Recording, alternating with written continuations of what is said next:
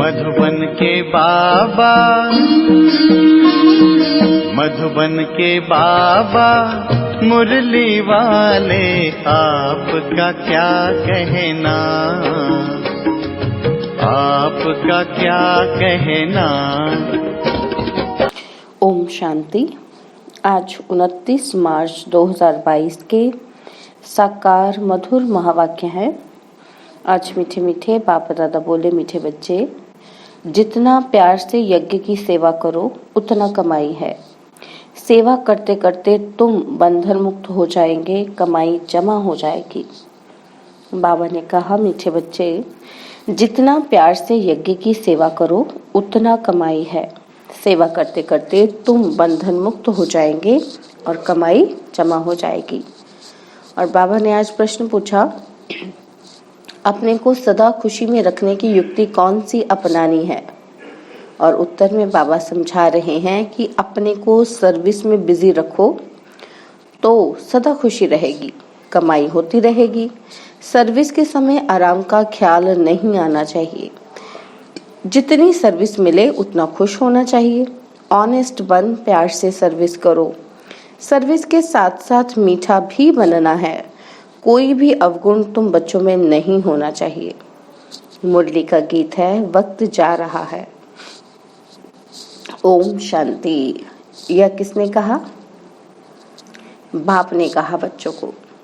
ये है बेहद की बात। मनुष्य जब बूढ़ा होता है तो समझते हैं कि अब बहुत गई, बाकी थोड़ा समय है, कुछ अच्छा काम कर ले। इसीलिए वानप्रस्थ अवस्था में सत्संग में जाते हैं। समझते हैं गृहस्थ में तो बहुत कुछ किया, अब कुछ अच्छा काम भी करे। वानप्रस्थी माना ही विकारों को छोड़ना, घर बार से संबंध छोड़ देना। इसलिए ही सत्संग में जाते हैं। सत्संग में तो ऐसी बातें होती ही नहीं। बाकी थोड़ा समय है। जन्म जन्मांतर के पापों का बोझा सिर पर है। अब ही बाप से वर्षा ले लो। वो लोग साधु संगत तो करते हैं, परंतु कोई लक्ष्य नहीं मिलता जो योग रखे। बाकी पाप कम होते हैं। बड़ा पाप तो होता है विकारों का। धंधा दौरी छोड़ देते हैं। आजकल तो तमो प्रधान अवस्था है, विकार को छोड़ते ही नहीं। 70-80 वर्ष के भी बच्चे पैदा करते रहते हैं। बाप कहते हैं, अभी यह रावण राज्य खलास होना है, समय बहुत थोड़ा है। इसलिए बाप से योग लगाते रहो और स्वदर्शन चक्र फिराते रहो। वापस चलने में थोड़े दिन हैं। सिर पर पापों का बोझा बहुत है, इसलिए जितना हो सके टाइम निकाल मुझे याद करो। धंधाधोरी आदि कर्म तो करना ही है, क्योंकि तुम कर्म योगी हो। 8 घंटा इसमें लगाना है, वह भी होगा पिछाड़ी में। ऐसे मत समझो कि सिर्फ बुढ़ियों को ही याद करना है। नहीं, सबका मौत अब नजदीक है। ये शिक्षा सबके लिए है। छोटे बच्चों को भी समझाना है। हम आत्मा हैं, परम धाम से आए हैं, बिल्कुल सहज है। गृहस्थ का भी पालन करना है। गृहस्थ व्यवहार में रहते भी शिक्षा लेनी है। और फिर सर्विसेबल बनने से बंधन आपे ही छूट जाएंगे। घर वाले आपे ही कहेंगे, भल तुम सर्विस करो, हम बच्चों को संभाल लेंगे या माई रखेंगे, तो उसमें उनको भी फायदा है।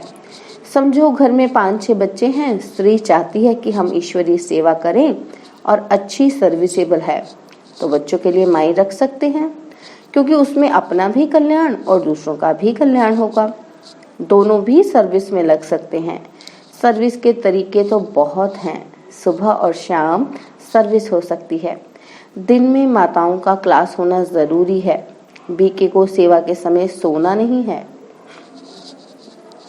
कोई बच्चियां टाइम रखती हैं युक्ति से, समझती हैं दिन में कोई न आए। व्यापारी लोग अथवा नौकरी करने वाले लोग दिन में सोते नहीं हैं।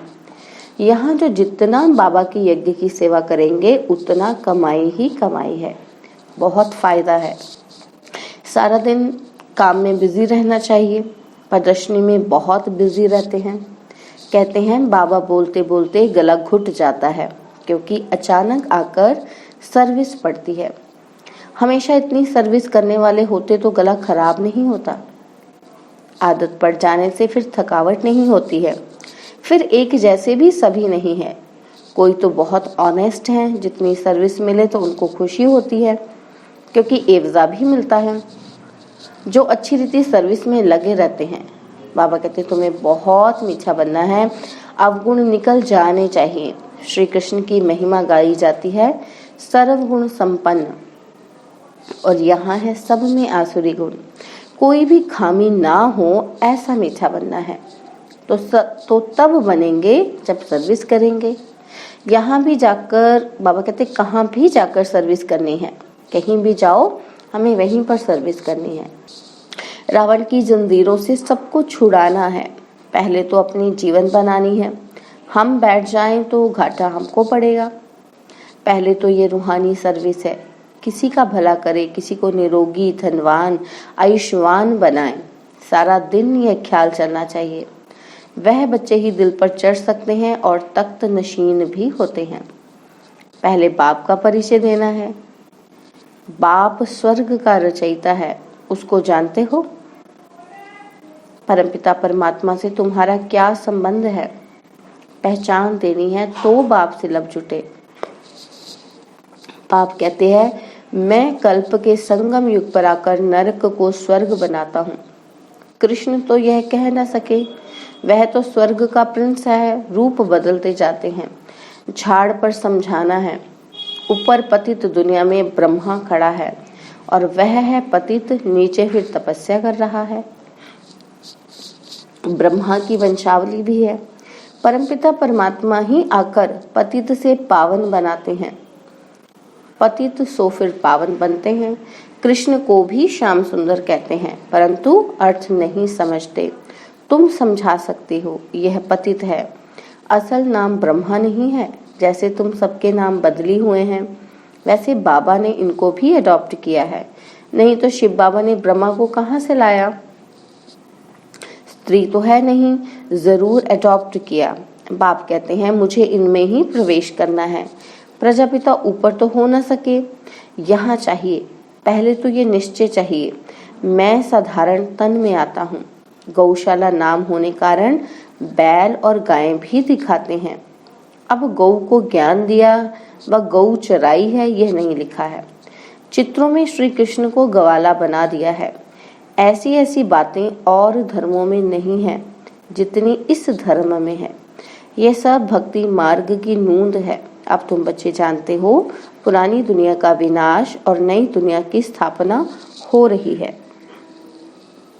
बाबा समझाते हैं इस सृष्टि चक्र को जानने से ही तुम भविष्य प्रिंस प्रिंसेस बनेंगे, अमरलोक में ऊंच पद पाएंगे। तुम जो कुछ पढ़ते हो भविष्य नई दुनिया के लिए। तुम यह पुराना शरीर छोड़ रॉयल धनवान घराने में जन्म लेंगे। पहले बच्चा होंगे, फिर बड़े होंगे तो फर्स्ट क्लास महल बनाएंगे। तत्वम शिव बाबा कहते हैं जैसे ये मम्मा बाबा अच्छी तरह पढ़ते हैं, तुम भी पढ़ो तो ऊंच पद पाएंगे। बाबा कहते रात को जागो, विचार सागर मंथन करो तो खुशी में आ जाएंगे। उस समय ही खुशी का पारा चढ़ता है। दिन में धंधे आदि का बंधन है, रात को तो कोई बंधन नहीं। रात को बाबा की याद में सोएंगे तो सुबह को बाबा आकर खटिया हिलाएंगे। ऐसा भी बहुत अनुभव लिखते हैं। हिम्मते बच्चे, मददे बाप तो है ही है। अपने ऊपर बहुत अटेंशन रखो। सन्यासियों का धर्म अलग है, जिस धर्म का जितना सिजरा होगा उतना ही बनेगा। और जो धर्मों में कन्वर्ट हो गए होंगे वह फिर अपने धर्म में आएंगे। समझो सन्यास धर्म के 1 या 2 करोड़ एक्टर्स हैं, उतने ही फिर होंगे। यह ड्रामा बड़ा एक्यूरेट बना हुआ है। कोई किस धर्म में, कोई किस धर्म में कन्वर्ट हो गए हैं, वह सब अपने अपने धर्म में चले जाएंगे। यह नॉलेज बुद्धि में बैठनी चाहिए। अब हम कहते हैं कि हम आत्मा हैं, शिव बाबा की संतान हैं, यह सारी विश्व मेरी है। हम रचयिता शिव बाबा के बच्चे बने हैं, हम विश्व के मालिक हैं। यह बुद्धि में आना चाहिए, तब अथाह खुशी रहेगी। दूसरों को भी खुशी देनी है, रास्ता बताना है, रहम दिल बनना है। जिस गांव में रहते हो वहां भी सर्विस करनी चाहिए। सबको निमंत्रण देना है, बाप की पहचान देनी है। अगर ज्यादा समझना चाहते हो तो बोलो ये सृष्टि चक्र कैसे फिरता है, यह भी तुमको समझाते हैं। सर्विस तो बहुत है, परंतु अच्छे अच्छे बच्चों पर भी कभी कभी ग्रहचारी आ जाती है। समझाने का शौक नहीं रहता। नहीं तो बाबा को लिखना चाहिए, बाबा सर्विस की, उसकी रिजल्ट यह निकली, ऐसे ऐसे समझाया, तो बाबा भी खुश हो जाए। समझे तो इनको सर्विस का शौक है। कभी मंदिर में, कभी शमशान में, कभी चर्च में घुस जाना चाहिए। पूछना चाहिए गॉड फादर से तुम्हारा क्या संबंध है। जब फादर है तो मुख से कहना चाहिए कि हम बच्चे हैं। हेवनली गॉड फादर कहते हैं तो जरूर हेवन रचेगा। कितना सहज है। आगे चलकर बहुत आफतें आने वाली हैं। मनुष्यों को वैराग्य आएगा। शमशान में मनुष्यों को वैराग्य आता है। बस दुनिया की यह हालत हो जाएगी। इससे तो क्यों नहीं भगवान को पाने का रास्ता पकड़े।